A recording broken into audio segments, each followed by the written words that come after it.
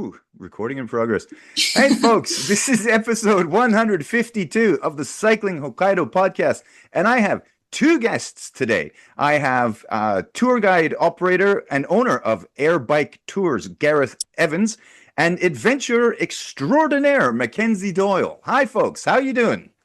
Hi Hello, there. hello. Thanks for having us. Yeah, thanks so much for inviting us along, Marty. Yeah, no, it's I love talking to very interesting people such as yourselves. Add a lot of value to the show. So first of all, Gareth, nice. We've been messaging back and forth for quite a while, but it's nice to kind of be face to face.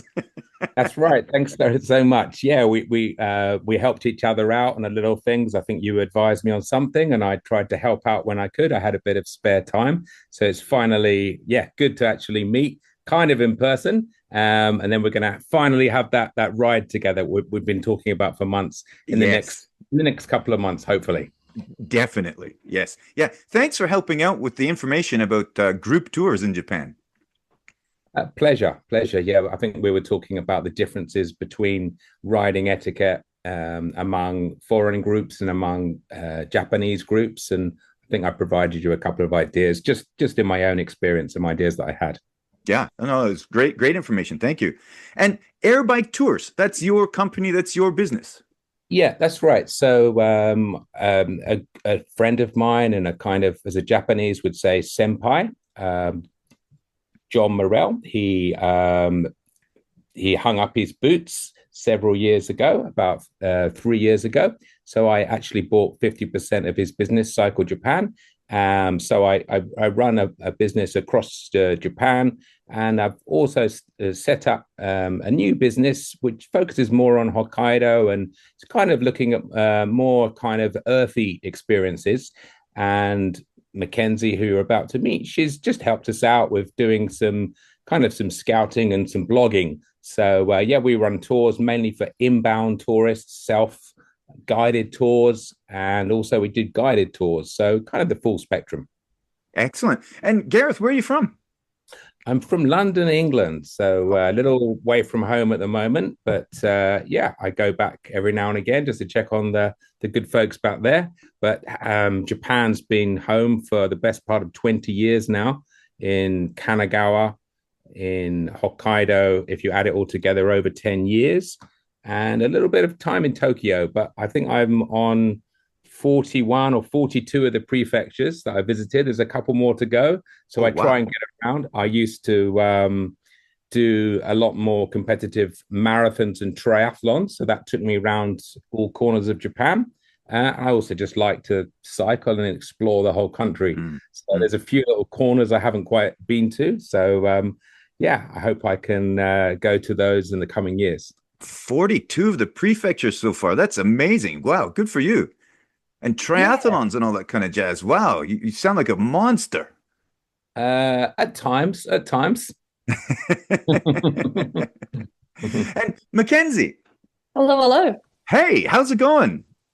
Really good. Yeah, super hot down here in Gunma, which is where I'm at the moment. But yeah, pretty toasty down here today. Awesome. And Mackenzie, you are in Gunma actually studying, right? Kind of study. Well, no, studying, right? Yeah, I guess you could say that. Yeah, I'm doing currently a canyoning guide training course. So there is a lot of theory to it, a lot more than you'd think, where you're sitting and actually just watching people tie a bunch of knots. But yeah, definitely studying a course. It's pretty intense at the moment for the summer swing in. Pretty big tourism industry down here for rafting and for canyoning. But yeah, that's where I'm at the moment.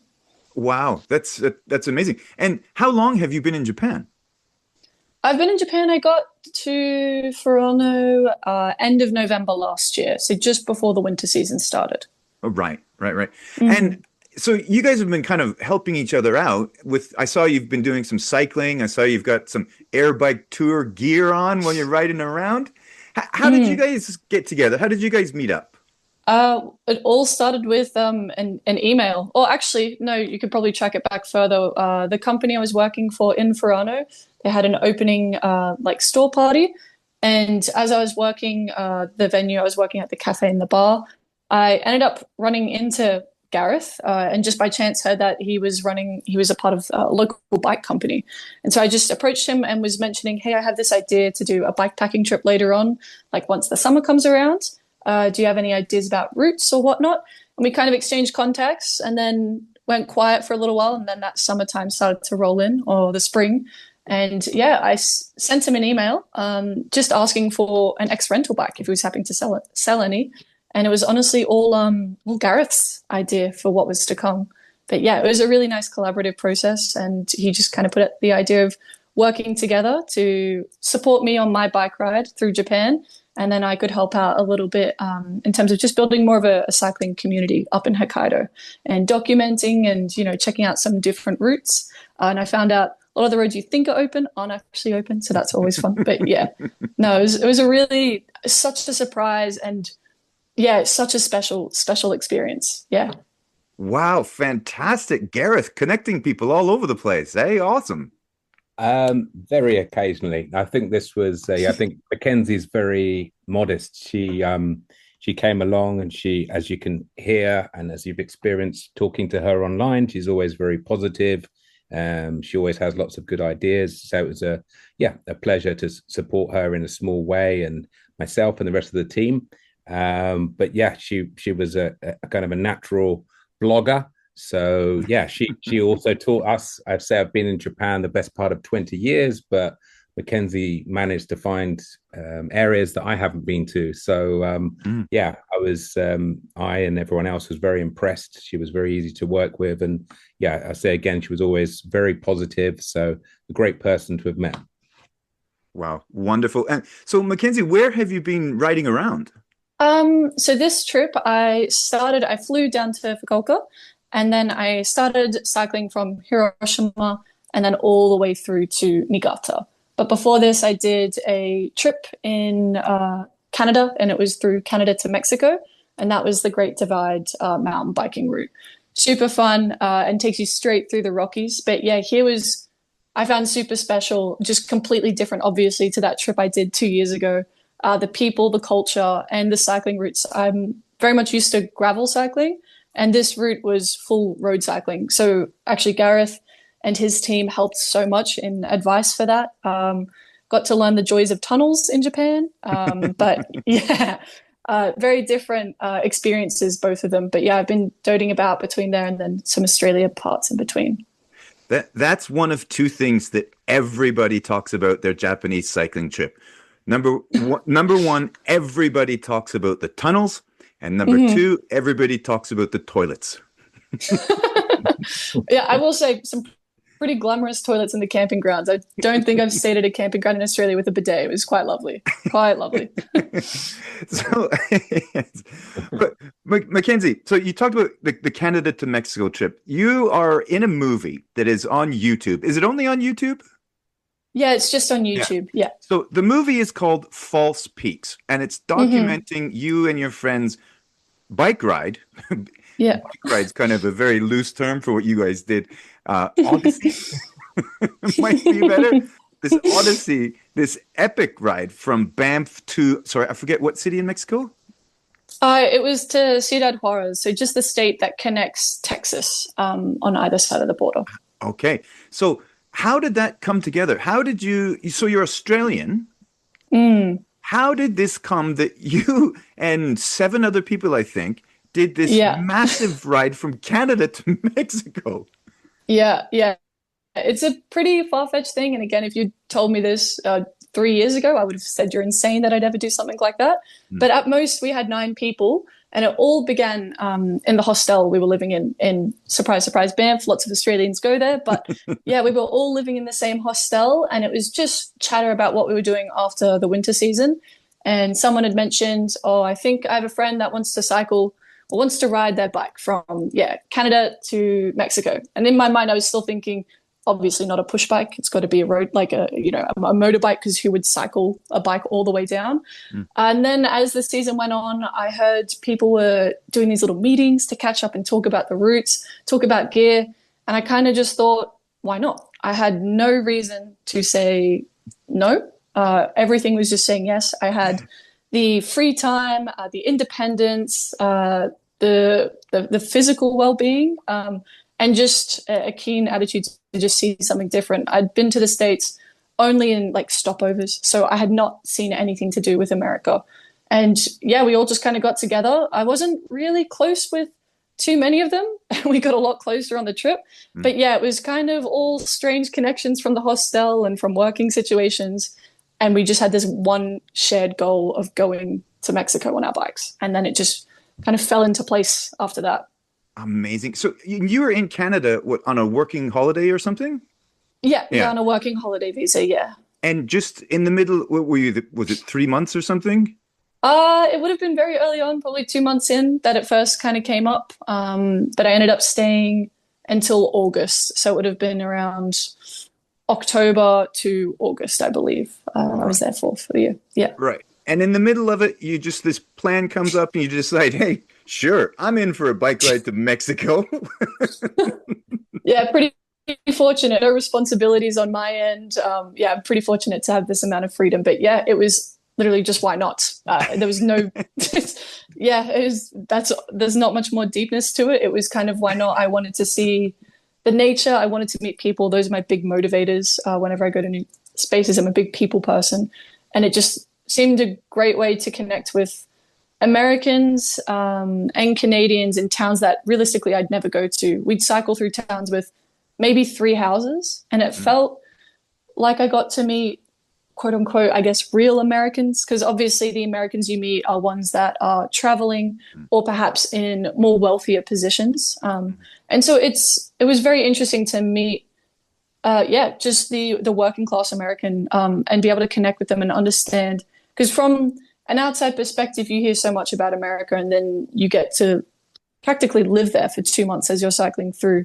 And it's just completely reshaped my perspective of the American. Didn't really have much of an opinion beforehand, but it just it gained a lot of clarity from my view, I think. I have a lot more compassion for the struggle that a lot of people go through to just have some full comforts. I met a lot of people who were retiring above the age of 70, had never left their own state, and had worked a lot of grueling jobs to get where they were just to have the time off to ride their motorbike across the state.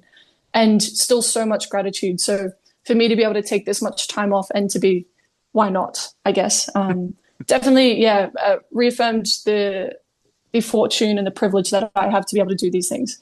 And like this trip in Japan, I'm just very, very fortunate to have the financial conditions and my own independency to be able to take on these adventures. So getting to meet these people who are so grateful despite a lot of struggle really just helped reaffirm how lucky I am to be in these positions. Wow, that's amazing. That is such an incredible human experience you've had. I mean, you must feeling connections like that is really what I feel is the biggest part of being out on the bike. Meeting people on the road, the unexpected things that happen on the road it's not just exercise. You're getting a life experience out of it all, and that really comes through in your movie, in the interviews with you and your friends in the film. Oh, I'm so glad. Yeah, that's what it's all about, right? As you guys would know. I mean, whoever put that movie, I think a friend of yours put that movie together. They did an excellent job of it. It looks great.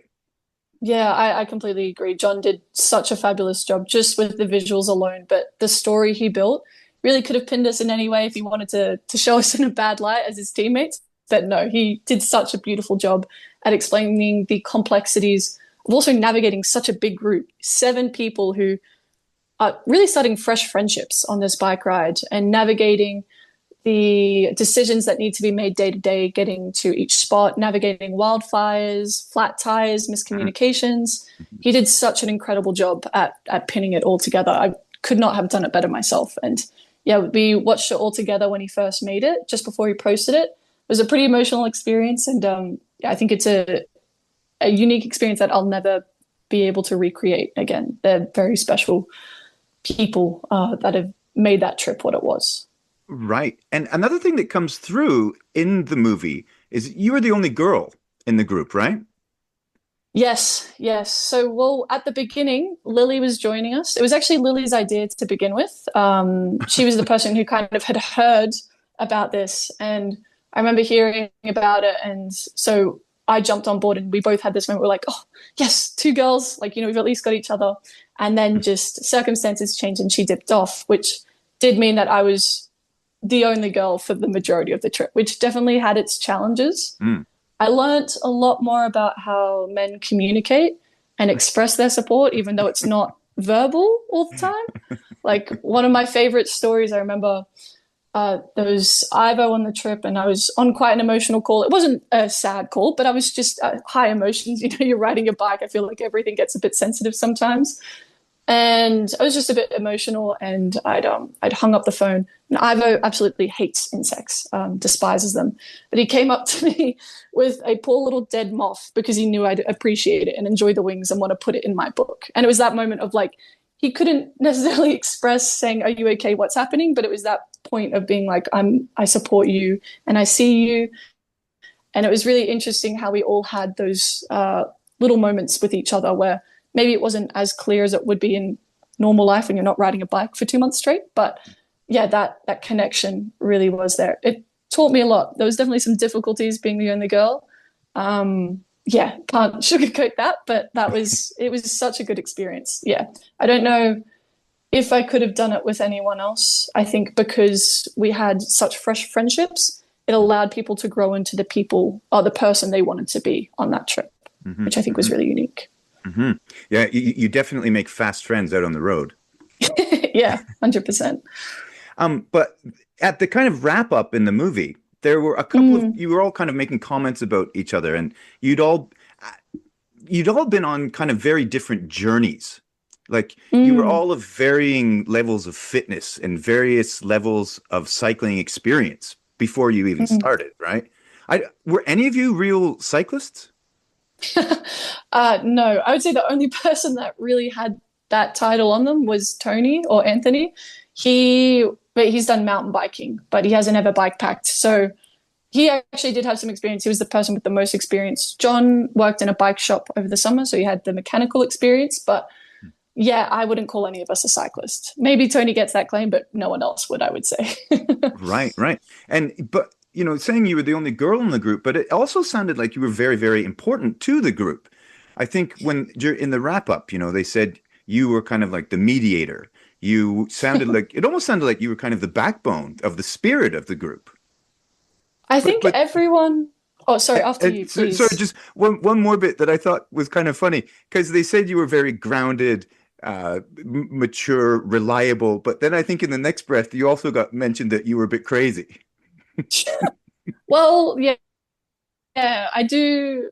Yeah, there were definitely those moments. I think there were a couple of times where we'd finish a really long ride and I'd come off the bike and I'd still just be exploding with things to talk about. And they were like, whoa, okay. Okay. But yeah, I don't know. I think it's very sweet. I think that you framed it that way. And that's what a lovely way that movie has come off. I think everyone really supported each other and the group in a very unique way. Like I remember having a conversation with Jordan at the very beginning about, because I'd actually had never spoken to Jordan before we went on this bike trip, never talked to him at all before. And we had a break together at the top of a climb. And he just mentioned how he would choose not to necessarily step in on these big group decisions because he thought there were already enough voices already. And so I think moments like that where you learn to put in your advice and when to take out were really fundamental to keeping the group together. So I think it's really sweet that was highlighted at the end for me and my role in the group. But I think everyone had such a unique way. I do think there were a couple times where I guess, yeah, as we talk about how men communicate their emotions, I think I was perhaps a bit more forward in trying to encourage that or like simmer down different things, or at least being a bit more aware of where people were at emotionally. But I think everyone had such a really important role in keeping the group together in different ways. Like Tony and John were really important for planning the route day to day. I think they took that role on, and without them and that decisiveness and that eagerness to kind of be at the forefront of those decisions, it would have just played out a bit differently. We still would have gotten there, but I think everyone really fit into those gaps really, really well within the group. Yeah, well, there's none of it in the movie, but there must have been fireworks between you guys at some points. I mean, you're doing Yeah. that kind of hard thing. You're that stressed physically, emotionally, Mm. wildfires, bugs, hailstorms, country music. I mean, no, just there must have been fireworks at times as well, right? Yeah, absolutely. I think it never really culminated to anything too dramatic, I would say. But yeah, you have like the random snaps where you're like, oh, we're just talking about food right now, but that's clearly set you off, you know. Or those moments where yeah, you just go, I'll back off a bit. But in all fairness, as you said, we're riding really long distances. Sometimes it's hot, we're exhausted, like we just want to shower. All these things that come in where when someone snaps at you, you can kind of let it go a little bit. You're like, okay, you know, I'm going to see someone at their absolute best and at their absolute worst, which is such a special spot to be in for a new friend to see them at those extremes already. But yeah, we did really well. We did really well navigating those groups dynamics, I would say.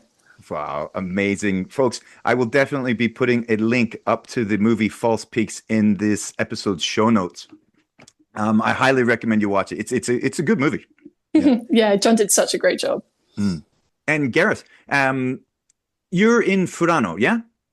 I am indeed, yeah. Yeah. And how about you with group rides? Do you find anything mirrors kind of what we saw in False Peaks?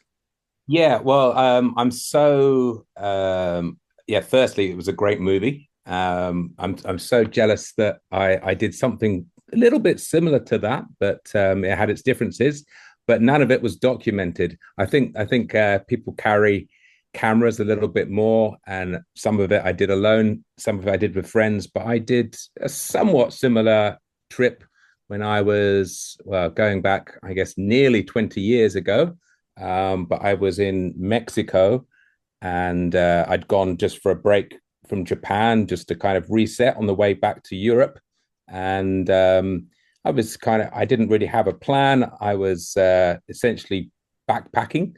And then I decided to visit Cuba because it was quite near to Cancun, where I was in the Yucatan Peninsula, a very beautiful part of Mexico. And so I flew over there, and then with a friend, similar to, as Mackenzie mentioned, a friend as in someone I'd known for 2 hours. I think we were looking in a internet cafe, and one of us was looking at the screen, booking flights to Cuba. And so was I. And I said, do you want to go to Cuba? Do you have anyone to go with? No. Should we go together? Yep. And then we booked a ticket and we flew to Havana, and then traveled around and soaked up the atmosphere of Cuba, as you can't fail to.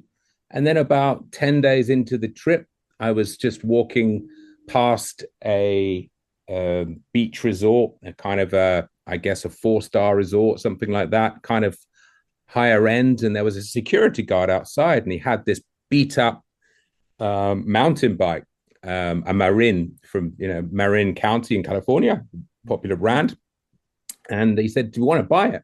I looked at it, and it was corroded. It was nearly falling apart. The tires were shot. But I was like, yeah, let me think about it. So I called up the airport and asked if it was possible to fly it back, because I was like, well, I'd like to at least get it back to Mexico. And I managed to fix it up. It was in a pretty bad state, but it was good enough to ride. And I didn't have any of my cycling gear with me. And I'd also left my tent in Mexico, but I decided to strap my backpack, make a saddle pad, and then off I went cycling around Cuba with a Lonely Planet, which wasn't the best, didn't have the best of maps in there. And I had to always make sure that I would find somewhere to sleep for the night, because I didn't have my tent at that point of my trip. So after 10 days, I was hooked. And then I managed to fly the bike back to Cancun. It was quite an experience because for many reasons, namely the embargo, even things like packing tape were quite difficult to get. So just finding some packing tape and finding, scrounging a cardboard box, I couldn't get a proper bike box, but I managed to get it into some kind of state that it was able to go on the plane.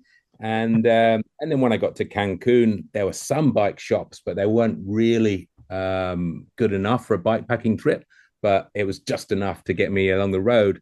And so I didn't really have a plan. I just decided to head south. So I cycled down to Belize. So it's about 400-500 kilometers, I believe. And yeah, but then I had my tent, and I was camping in people's gardens, sometimes an abandoned house. I remember waking up one night, and in the middle of the night, I thought, I disturbed someone because I hadn't got permission for being there, but it looked like it was an abandoned house. And it turned out that whoever it was, the previous owner or the occasional owner had a hutch full of turkeys. So these turkeys had woken me up in the middle of the night.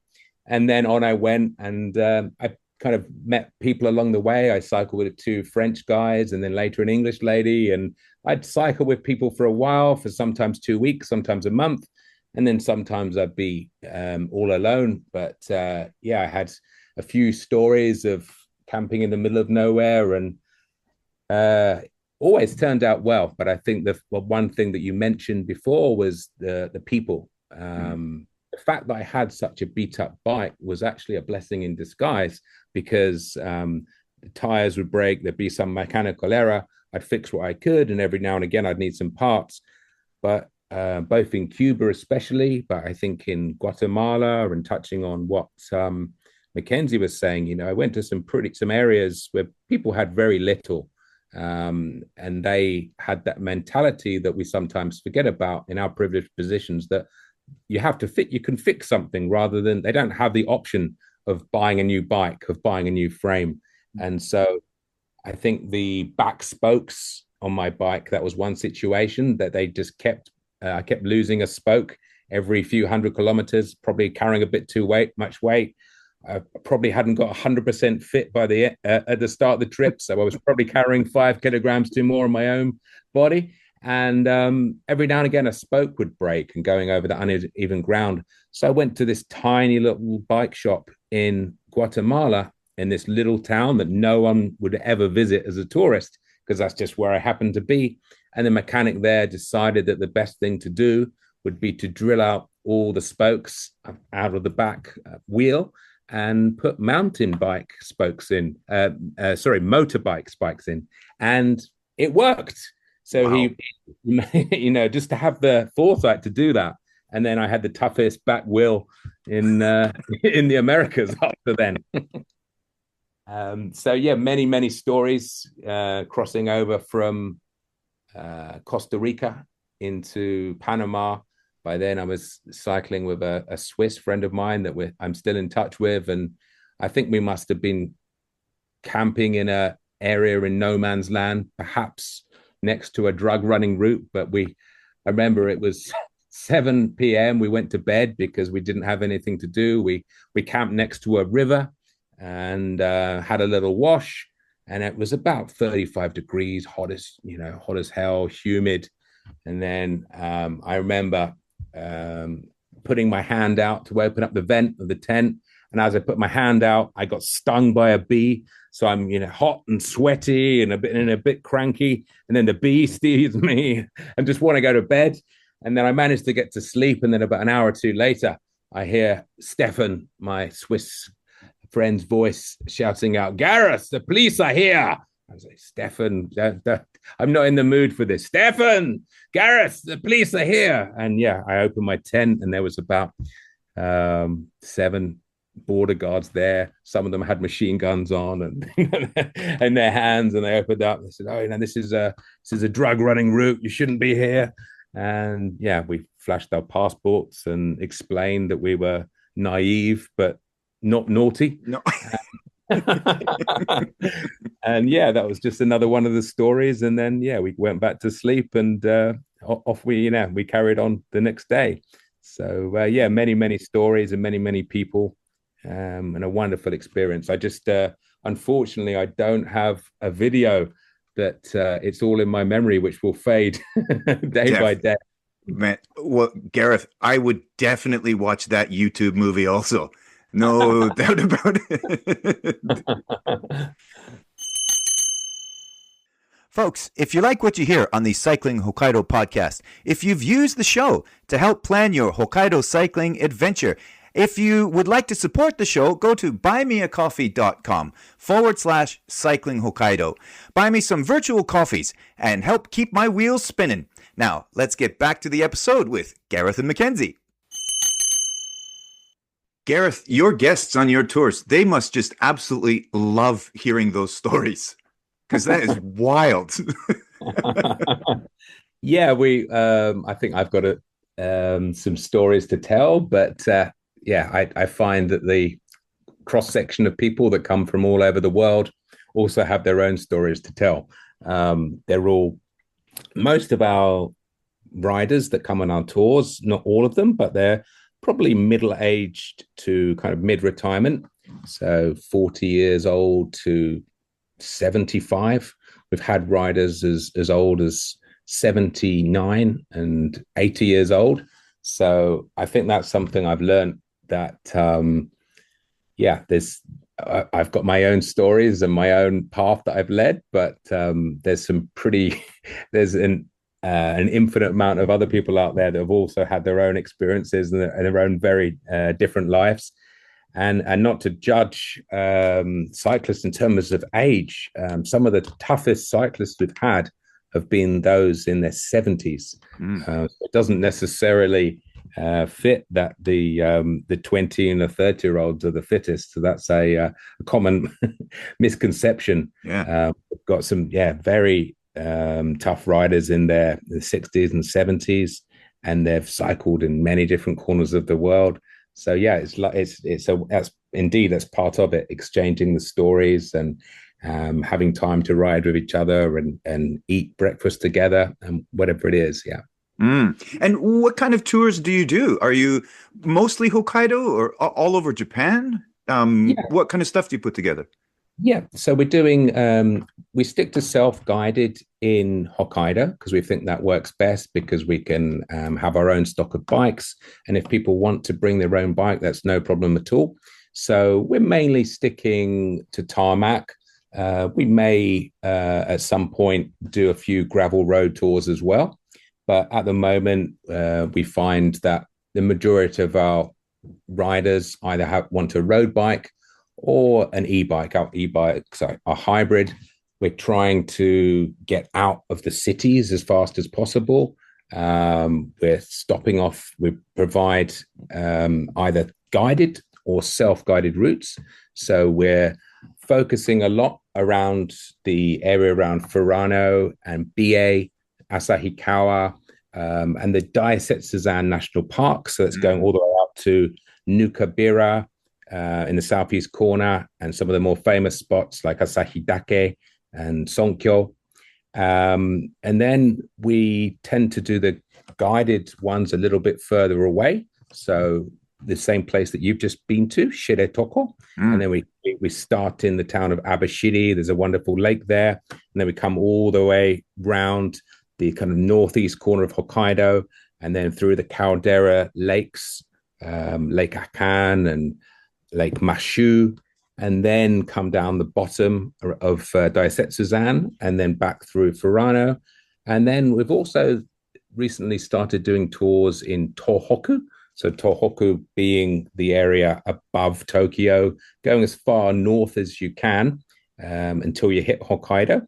So we did a cherry blossom tour this April. So we were kind of loosely tracking the cherry blossom, with the disclaimer that we try our very best, but we can't always predict when the cherry blossom will come. But somehow we were very lucky this year, and we managed to have some wonderful days of riding through tunnels of cherry blossom, stopping off at temples and shrines, and some wonderful family-run accommodations, and some slightly larger traditional ryokans. So a little bit of a contrast is obviously a little bit more traffic on the roads than Hokkaido, but I find especially towards Tokyo. So we started in Nikko, which is Tochigi Prefecture. So it's a kind of a more, at the time we started, we were quite lucky. It wasn't too busy, but people who perhaps haven't spent so much time in Japan before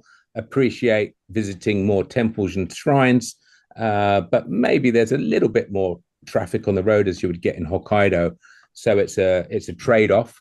But as you get into northern Tohoku, I think you almost have your cake and eat it, because then you have untrafficked roads, as you would find in Hokkaido, and you also have a little bit more in terms of the history, which the structural history, of course, we have wonderful history of the first peoples in Hokkaido, but perhaps sometimes people want to see a temple or a shrine or an older building, which is a little bit easier to find in Tohoku than it would be in Hokkaido.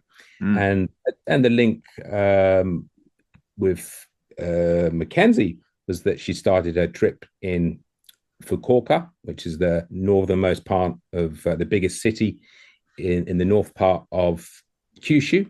So we're actually going to start running Kyushu tours next year as well, because we feel that there's a lot to offer over there. So yeah, we're in different areas, and we used to do some tours in Noto Hanto, Noto Peninsula, which is in the middle of Japan. To those people that don't know it, but obviously it was very badly hit by an earthquake approximately 2 years ago. So it's suffered a bit, but it's wonderful to see that the area is slowly getting the support it needs, and people should start visiting there again. But that was a wonderful place to visit. Wow. And Mackenzie, are you going to be part of the Kyushu guiding team? Oh, I wish. If things line up, that would be fabulous. But I'm in Japan on a working holiday visa, and that one actually comes to an end around November. And so my canyoning contract here goes up until November. And then next year I'll actually be heading back to Australia to do some study at university finally. It's a 5-year gap year. So hopefully getting back into studies, but it would be so incredible. But unfortunately, where I'm kind of looking right now is going to take me back into some studies. I love that. You're taking a 5-year gap year. It's the best way to put it, I'd say. I'm like, I'll get back there eventually, but yeah.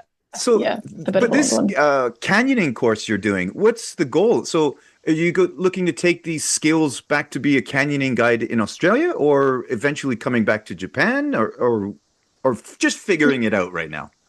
Well, yeah, a bit of both, honestly. I mean, unsurprisingly, I feel like I love being in the outdoors and challenging myself in that way and using my body in unique ways. And canyoning is something that is completely new to me.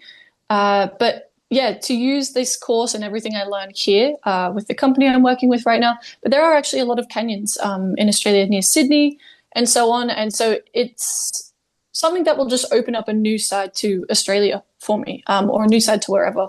Now that I've gotten into the world of bikepacking, I've just come to understand that you just see a totally new part of the country you visit. So I'm kind of excited to go back to Australia and have this next new part of canyons open up to me and get to understand Australia better from that landscape. So I want to take it back, potentially pursue just more for personal enjoyment. The outdoor industry in Australia isn't as prominent as certain places here in Japan. So yeah, I think just for personal enjoyment, to be honest, to be able to make my way through a different landscape. Oh, wow, good for you. That's really cool. You must in this 5-year gap year. I mean, Canada to Mexico, a canyoning tour, living in Japan. This is the best gap year ever. Yeah, I'm pretty stoked. I'm pretty fortunate. It's I can say it's hard to give up, but yeah, it's probably about time. But yeah, I'm very fortunate. I've been to a couple different places. I did a season in New Zealand as well, so I was living there for about a year. And then just before I came to Japan, I was backpacking through Turkey, Morocco, like ex-Yugoslav countries. So I've been very fortunate to see a lot of places, but I think for me, my time now is best spent contributing skills to my community back home, and those skills that I want to have kind of require me to go down occupational therapy in university. So that's kind of the area where I want to go into. But yeah, been very fortunate. I've seen lots of places, and I'm sure I'll never get rid of this travel bug or this itch to move, but I think I'll try and balance it over the next chapter somehow. Well, forgive me, and if you don't mind me asking, Mackenzie, how old are you? I'm 23. Wow. And you're living just the best life. Well, that's the time to do it, isn't it? Yeah, very fortunate, super, super fortunate to have all these experiences so young. Yeah, I actually turned 23 on the bike trip that I just did. So that was a great way to have my birthday. I always try and spend it in the outdoors, but yeah, super fortunate to have a life so young. So if it's this good this far, I'm excited for the years to come. Wow. That's incredible. Good for you. Wow, 23. Yeah, I just turned 25 when I came to Japan. Wow, wow. Yeah, And you've been here yeah. since then. Yeah, I've been here ever since. I did not mean for any of this to happen. It's just one thing after another, and it's been tw 27 years now. Wow, yeah, It yeah. just a wonderful accident. Yeah, it's how the best experiences are. It's how did you get there? It's, I don't know, just one thing fell after another, and here I am. But yeah, Yeah, it was kind of part of, the first year I was kind of just trying something different, getting out to do something. And then, the first year was really fun and then it just kept going. yeah. Gareth, I imagine, are you kind of similar in that way? I think probably a similar experience. Yeah, I came a similar age. I was 27 when I first landed in Japan, and yeah, I fancied just leaving the UK for 1, maybe 2 years. I didn't even say two to most people back home because I didn't want to look silly when I came back with my tail between my legs. And then, yeah, I guess 6 months, 9 months in, I was like, I'm probably going to stay for longer than a year, and getting to 9 or 10 months. It could be 2 years. And then I hadn't quite finished all the things that I wanted to do.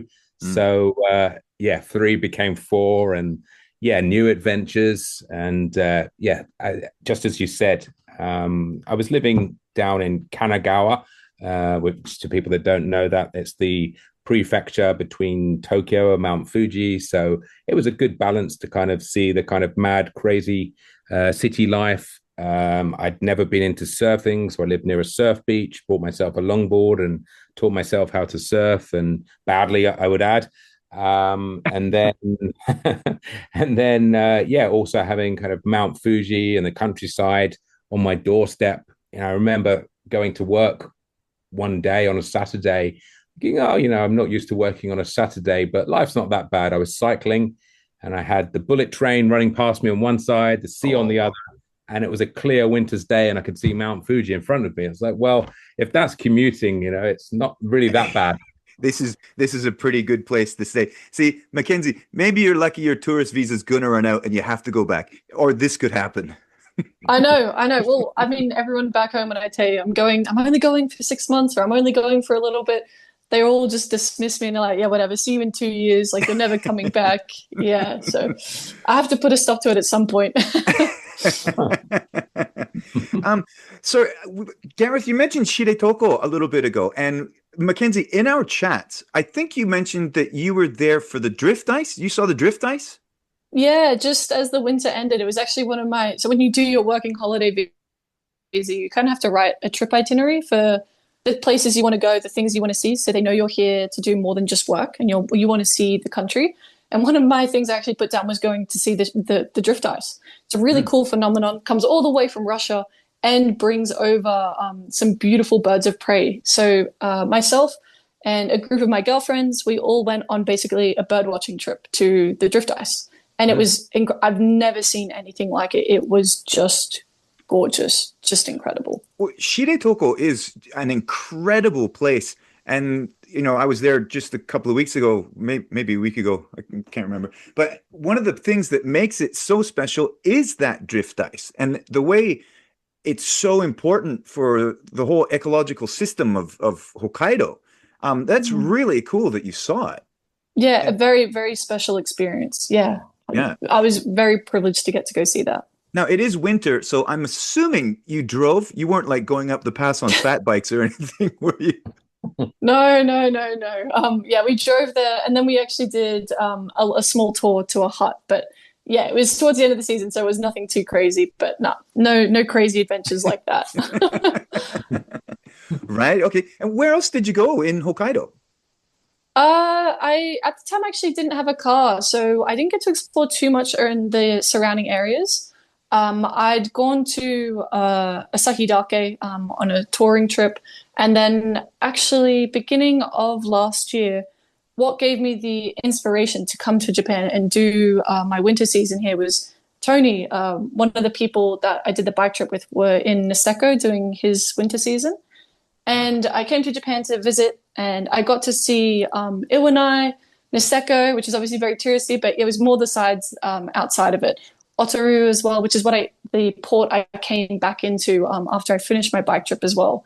And so seeing smaller areas to that, and he had a car and we got to go see some more of those smaller areas, made me want to come see more of Japan. But I want to go, I wish it worked out for me to come back to Hokkaido because I do want to see more of it in the summertime. And I think we'll see how it goes, but the car I have right now needs to be returned back up into Hokkaido potentially for a friend. So I'm hoping I get up there and I get to see more and explore more of Hokkaido because, as you say, it's just Gareth talks about how quiet the roads are up there. So I would love to just get to go see more of that side of it outside of Furano. Well, plus, I mean, the last two episodes, episode 150 was about Shiretoko, episode 151 was about Lake Kusharo and the Bihoro Pass. And Gareth, I don't know about you, but those are some of the most beautiful places to ride on this whole island. And you mentioned Daisetsuzan. By far and away, my number one ride on the island is the Mikuni Pass. I was about to say, you've mentioned that. I don't know if Mackenzie's seen that, but it's just, I think for me, having not seen every last corner of Japan, I'll be very quick to add that there's an awful lot I still haven't seen, but I've seen a fair amount. But I describe it as that you're always close, for better or for worse, in Japan. You're close to the sea, you're close to the mountains, or you're close to something built up, something man-made. So the central part of Hokkaido, I think, is unique because there's not too many areas in Japan where you have that kind of flat landscape, whether you're above the tree line or just below it. So the ride that you just mentioned there, the iconic route, the view is looking down and you could just see the trees in front of you with that wonderful cafe at the top with a great coffee and the curry. And you have the gentle, it could be a helter-skelter, just described as the bendy road above rising above the trees, and it's just it's magical. And as you descend down to the town of Nukabira, I don't know which direction or the other way it could be, but it's incredible route. Well, see, I spent a weekend on the pass. The Saturday I did it from the Kamikawa side. Yes. I went up to the pass and then back down the Kamikawa side. And then the Sunday, I went up from the Kamishihoro side. And but there's such incredibly different rides. Like going up through Soonkyo, and you've got the waterfalls and the Ishikari River and, all the reservoir nearish the top. That's kind of false, though, isn't it? Yes. But then going up from the Kamishihoro side, you've got more of a history of Hokkaido with the logging industry and all the railways that are falling down. I can never remember the name of that phantom bridge now. But yeah, the one just kind of after Nukabira. I found it. Yes. And then there's the constant threat of bears keeping you on your toes. That's right. It's certainly extremely rural, and there's the logging history. There's obviously the dam that they bought. I don't think there was anything in the town of Nukabira until 80-90 years ago. I'm sorry, I can't recall the date, but they basically hired labor to come in and build a dam, and then everyone came in and the population swelled, and then everyone left. And then for many years, it was a popular stop for bus trips. It seems for kind of Japanese tourists, perhaps from other Asian countries, and then that side of it's gone. So it must have been hard on the local economy, but now it's wonderful because it's not overwhelmed with busloads of people. Yes. So it's kind of a little bit inaccessible, which makes it a wonderful place to visit. That area. And this past a week ago, the rides I did in Shiretoko and the Bihoro Pass, again, incredible scenery. But that Shiretoko with that mountain range running, kind of the spine of the peninsula was incredible. I walked out, the elevated walk to Ishiko? Yes. I didn't do the paid tour of all five of the lakes, the Shiretoko Goko. Yes. I just did the free walk on the boardwalk, but the scenery looking back at the mountains is stunning. It's world class. Yeah. I love coming again from another example of it being very different. You can come from the Rouse side or the Shari side, come from Utoro, and then you come over the pass, and there's obviously the nature centers at both sides, which are full of information. But getting to the top of the Rouse, the Shiridoko Pass, when you're looking at Rouse Dake in front of you, and you can see the disputed islands out across the ocean on a clear day. I've certainly been there a few times, and it hasn't been a clear day. Still a wonderful challenge, but when you get lucky and you can see out to sea, I mean, it's unbelievably picturesque. Haven't spent any time in the Scottish Highlands, but I would say I guess it would be reminiscent of perhaps the southern part of New Zealand or Scottish Highlands, or maybe even Canada. I don't think I asked you where you were from, Martin, but it sounds from your vowels that you were perhaps from Canada growing up. Would that be correct? Yes. Well, actually, it's kind of funny you mentioned Scotland because I was actually born in Glasgow. Interesting. Obviously, I didn't grow up there. No, I grew up in Hamilton, Ontario, Canada, which is in between Toronto and Niagara Falls. Okay. Yeah. Wonderful. Not a lot of mountains there, but the Great Lakes were there. Hamilton's right on Lake Ontario. Okay. Yeah. I didn't do much riding. We had bikes and things growing up, but I never did anything like this. So the bike's been an adventure for me as well, and it just added so much to life here in Hokkaido. Well, it sounds like that's one shared link that perhaps but Mackenzie said she wasn't much of a cyclist before her trip, and I'd done some.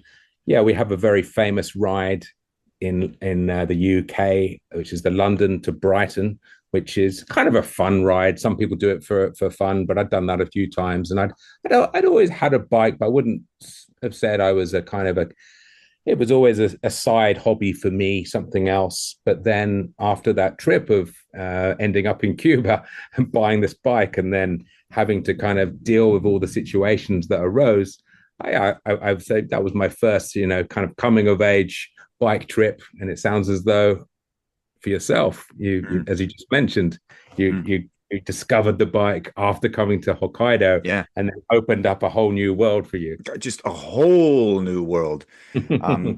But a common theme we've all been talking about is the people you meet on the road are fascinating. You meet people from all. I'm quite lucky because I live really close to Route 231. And this side of Hokkaido, Route 231 is the route everybody takes if they're going north up the coast. It's the road to take. So I'm quite lucky because I'm out there a lot on that road. It's where I live. And I'm fortunate to meet all kinds of interesting people. I met one Japanese dude. He was walking laps around Japan carrying a rickshaw. What? People you meet. Yeah, he was offering free rickshaw rides to people that have never been in one. Wonderful, absolutely wonderful. I've met people from so many countries. I've met people from Switzerland, Korea, Taiwan, China. Geez, you name it. Ireland. Just the other week, I met this young dude who was. Let me try if I can remember correctly because it was quite interesting. His description. He's an Irish infectious disease researcher living in Singapore on a 3-week Hokkaido bicycle trip. Fascinating. So again, it was just along Route 231. I could see this young guy just looking at his map, and I was like, hey man, where are you looking to go? He's like, is there a way I can avoid this road for any stretch of time? I was like, yes, there is. Come on. So jog my memory is if I were to leave Sapporo and I was heading up to, for example, a bit further along the coast up to Mashike, I Maske. assume, yeah. Would that be the road that would that lead in that general direction out to the coast? That is the road. That's the one. That's the one. And Okay. that's the one, if you're leaving from Sapporo, I actually just did an episode about this. You go through 22 kilometers of tunnel before you get to Mashke from Sapporo. Oh, Wow. that's horrible. That actually sounds dreadful. Oh. And they're dark, wet, cold, Mm. narrow. Oh. Mm. No. Oh, that's the day that it was my birthday on the bike trip. I was coming, it was just as I'd entered Shikoku. I think I'd been on it for maybe 2 days or so. Mm. And I was coming up to this tunnel, and already I was only a couple days in, already despising tunnels. Looked, there was no shoulder, no way to ride alongside it, and it was maybe 10 kilometers long, or maybe 5 to 10. And I was just like, I can't do that. I was just like mentally not ready for that. I hate how loud it is. It's just overwhelming. And then I was looking on my maps, and there was obviously one of those old forest roads that go all the way up the mountain before they built this lovely tunnel, and all the way up and over. And it added an extra, I think, 1,300 meters of elevation gain, over like quite a short distance. But I took it just out of desperation of not wanting to do the tunnel. And honestly, it was the most rewarding road I've ever taken, on the whole trip, probably.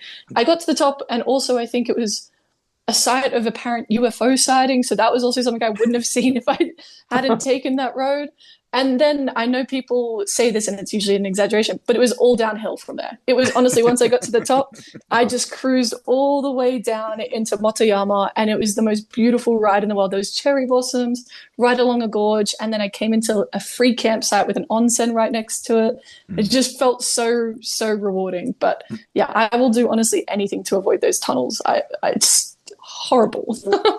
You're right. There are definitely a couple of routes to avoid the tunnels to Mashke. But if you go up from Sapporo, there's another road you can take. But no matter where you cut it, you're adding climbing and you're adding kilometers to avoid them. Well, I mean, that's the whole point of the tunnels, going through the mountain. Yeah. Yeah. Yeah. Yeah. But definitely, there is definitely a psychological aspect to cycling through tunnels, because, you know, motorbikes, they're the smallest of vehicles to go through, but the noise is terrifying. Yes, it sounds like you're being hunted down in the tunnels. All around you, the sound echoes, and you don't know if it's coming towards you or coming from behind. It's a big experience. It taught me a lot, especially, as I said, I haven't road cycled much before, but taking up space on the road was something I really had to get used to, especially when there weren't cycle lanes. Yeah. It was a really good lesson. Just being comfortable being like, I'm here on the road and you have to drive around me. But the drivers here in Japan are actually lovely to cyclists. I think the story would be entirely different in Australia. The gravel rides I've done, even meeting some four-wheel drivers, they're not happy that I'm there. But in Japan, actually, people are very patient. They'll wait. They won't honk at you. They won't curse at you as they drive by. So, you know, there's give and take. There's more tunnels, but the drivers are really nice to cyclists, I found. At least so far, anyway. Long may it continue. We're definitely, having lived in the UK and cycled there and visited another few countries, I would say it's absolutely true that this is definitely a great place to cycle when it comes to consideration from from drivers of cars. Mm-hmm. Gareth, how do you find that with taking larger groups on a ride? I think there's a fine balance there between cycling, taking up the road. I think it's essential that you don't get bullied, you don't get squashed, as Mackenzie was inferring there. But I think in some parts of the world, the advice is to ride two abreast. We definitely don't recommend that, because that's not the accepted way. But I do find that a lot of people that we take out have got experience of cycling on the road, and so they have good road sense. But every now and again, we have people that have maybe come into cycling later in their life, and that can be a challenge sometimes. That some people you're having to not only it's not just about the road and the bike, but just kind of awareness of their own space on the road. But I find, again, living in Japan and running tours here, that it's made easier by the fact that people are more considerate. But there are certainly some rules that are a little bit different. So the traffic lights and being able to turn a certain way. It is advised to do a box turn, which is sometimes a little bit unusual for people from overseas. So, taking the long way round, having to wheel your bike across a crossing. Sometimes people are not so happy about that. But, it is all for the common good. I think that's the thing about Japan, that sometimes you have to accept that there are perhaps some different rules and sometimes more rules in our own birth countries. But even having lived in Tokyo, you can see that the sense is there that without rules, then there would be chaos. So we have to accept rules sometimes, even if they don't suit us at that particular moment. So what do you think of the new-ish 133 blue ticket rules? Oh. Well, yes. I think overall there's some sense in there. There's a couple of things that I would maybe take out. Yes, definitely. There's, I think sometimes rules that were maybe thought up in a little city office somewhere by a bureaucrat don't actually work in the real world. That'd be the other side. I think there's rules that have been in Japan for years about two people riding on a bike. And I think those rules were put in place to stop high school students, getting a bakkie on the back of a bike. But then they can also be used to kind of stop tandem cyclists having a ride. They can be interpreted. So I think rules should be sensible and they should serve the common good. But there are obviously some rules maybe should be rethought. Definitely. Yes. Like the one about having a bell. Do you know about this one? Yeah. Mackenzie, yeah. do you want to explain it? It's just I find it quite confusing. Honestly, I think I need it explained to myself, because you'd think that's the polite thing to do, but apparently not. Apparently not at all. No, but it's illegal to not have a bell on your bike. But illegal to use it. Yes. Yeah, confusing. See, well, okay. Honestly, it just sounds like somebody's revenue plan. If they can grab cash from you, yeah. I think that's a pretty fair way to phrase some of those things, or just even in certain circumstances where most of the times the police might not pull you up, but if they want to have a reason to move you on or to chip you for it, might use it in that case. But yes. Yeah, it definitely had me on edge. I think they came out just as I was starting my trip, so I was definitely on my best behavior riding around certain areas.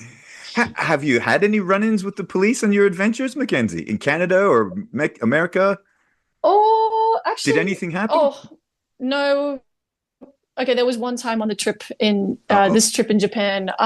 It was honestly totally my fault. I was riding across and just there was no crosswalk, and I looked up and I didn't see the crosswalk sign. So I assumed it was one of those ones where you can kind of cross if there's no traffic, because there was no other way to cross.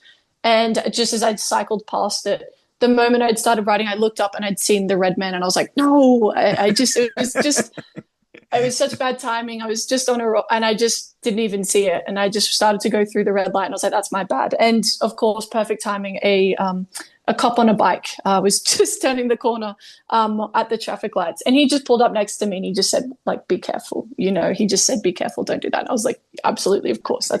Thank you. That's my understanding. But yeah, I think I got away quite lucky. I thought it would be an immediate reprimand with all the new laws that came in, but I think I got very fortunate. Maybe I had other things to do that day, but I got very lucky. Very, very lucky. Well, okay, great. So I'm assuming so far, I know I don't, I'm assuming none of us have any blue ticket experience so far. Not so far, touch wood. No. Yeah, touch wood. Don't jinx it. Yeah, don't jinx it. You've jinxed us now. Yeah. Next podcast will be us talking all about our blue ticket experiences. Yeah. The next flight. So I got a blue ticket this week. Well, that's good. I mean, it's from that story that Mackenzie just told. It's that's great to hear that there's sensible policing. Yeah, there are times where you can honestly see that someone doesn't mean any bad will. So I'm glad to hear that's a happy story. Yes. Yeah, me too, me too. I was just like, please no. And then the moment I saw, I was like, oh, and I just got very, very lucky, very lucky. Excellent. Guys, as we're kind of, if we can kind of start winding down, any kind of last thoughts? Anything you want to get off your chest? Yeah, that's a very open question. Yeah, no, I'm just a little bow towards you, Marty. I think people from overseas, I've connected with a few cyclists that have been coming into Japan and they've found your podcast, and I've got friends down in Kansai and in Tokyo, and they've come across your podcast. So I think it's a wonderful service that you provide, and Thank yeah, you. you're obviously telling a story and getting guests from all over the world with various different experiences. So yeah, just hats off to you, Marty, for providing this service. It's great. Thank you. I have just been having the time of my life doing this. I'm getting an education. I mean, I love doing the research into the places. A lot of times if there's a museum in such and such a city, that'll be the goal. And then you just pack enough food and water, or as in the case, my Shiretoko Bihoro things, slept 3 nights in the parking lots. That was really fun. Great. Mackenzie, how about you?